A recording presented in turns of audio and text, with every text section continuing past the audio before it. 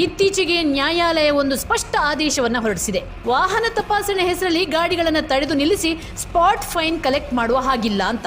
ಆದರೆ ರಾಜಾಜಿನಗರ ಪೊಲೀಸ್ನವರು ಮಾತ್ರ ಇದಕ್ಕೆ ತದ್ವಿರುದ್ಧವಾಗಿ ವರ್ತಿಸುವ ಕರ್ಮಕಾಂಡವನ್ನೊಮ್ಮೆ ನೋಡಿ.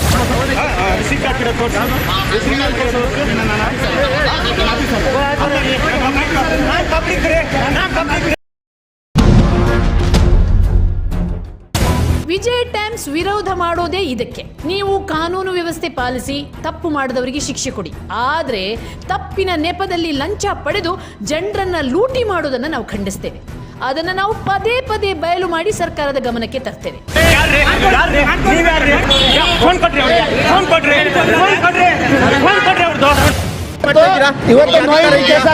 ಅಧಿಕಾರ ಇದೆಯಾ? ಬರಬೇಡಿ ನೀವು.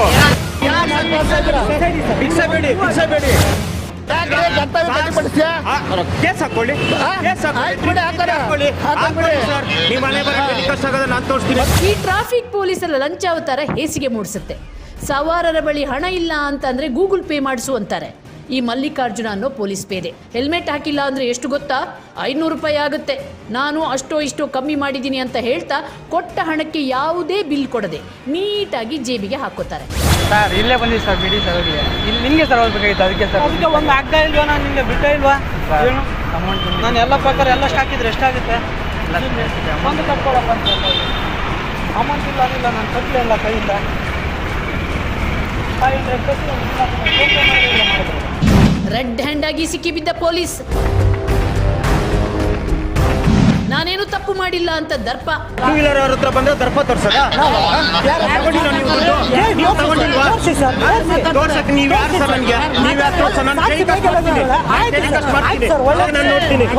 ಪ್ರಶ್ನೆ ಮಾಡಿದ್ರೆ ಹಲ್ಲೆ ಮಾಡೋಕೆ ಬರ್ತಾರೆ.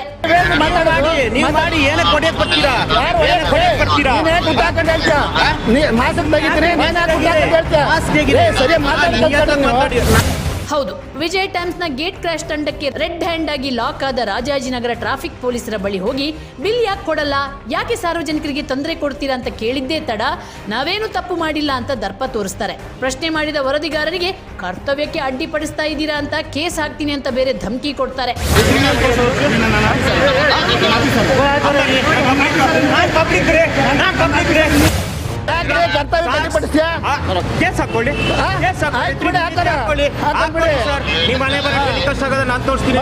ಹಣ ಕೊಟ್ಟಿಲ್ಲ ಅಂದ್ರೆ ಮೊಬೈಲ್ ಕಿತ್ಕೋತಾರೆ. ನಾನು ಮೊಬೈಲ್ ವಿಡಿಯೋ ಕಾಲ್ ಮಾತಾಡ್ತೀನಿ ಅಂತ ಹೇಳ್ಬಿಟ್ಟು ಫೋನ್ ಹಿಡ್ಕೊಂಡು ಹೋಗ್ಬಿಟ್ರು. ಫೋನ್ ಕೊಡಲ್ಲ, ಗಾಡಿ ಬಿಡ್ಸ್ಕೊಂಡು ಹೋಗು ಅಂತ ಹೇಳಿ. ಫೋನ್ ಕೊಡ್ತೀನಿ, ಆಮೇಲೆ ಗಾಡಿ ಬಿಡ್ಸ್ಕೊಂಡು ಹೋಗು ಅಂತ ಹೇಳಿ. ಇವರಿಗೆ ಹಣ ಕೊಟ್ಟಿಲ್ಲ ಅಂದ್ರೆ ಹಣ ಕೊಡುವವರೆಗೂ ಮೊಬೈಲ್ ಕಿತ್ಕೋತಾರೆ. ವಿಜಯ್ ಟೈಮ್ಸ್ನ ಗೇಟ್ ಕ್ರಾಶ್ ತಂಡದ ಎದುರೇ ಸವಾರನ ಮೊಬೈಲ್ ಕಿತ್ಕೊಂಡ್ರು. ನಾವು ಪ್ರಶ್ನೆ ಹಾಕಿದ್ದಕ್ಕೆ ನೀವೇನು ಸಾಚನ ಅಂತ ಪೊಲೀಸರು ನಮಗೆ ಮರು ಪ್ರಶ್ನೆ ಹಾಕ್ತಾರೆ. ಸರ್ ವಿಡಿಯೋ ಕಾಲ್ ಮಾತಾಡ್ತೀನಿ ಅಂತ ಹೇಳ್ಬಿಟ್ಟು ಫೋನ್ ಇಸ್ಕೊಂಡ್ಬಿಟ್ಟವ್ರೆ. ನಾನೇನಿಲ್ಲ ಸರ್, ನಂಬರ್ ಪ್ಲೇಟ್ ತೊಂದರೆ ಆಗೈತೆ. ನಾನು ನಂಬರ್ ಪ್ಲೇಟ್ ಸರ್ ಏನು ಕೇಳಿಲ್ಲ ನನ್ನ ಹತ್ರ. ಅಮೌಂಟ್ 1500 ರೂಪಾಯಿ ಕೇಳಿದ್ರು.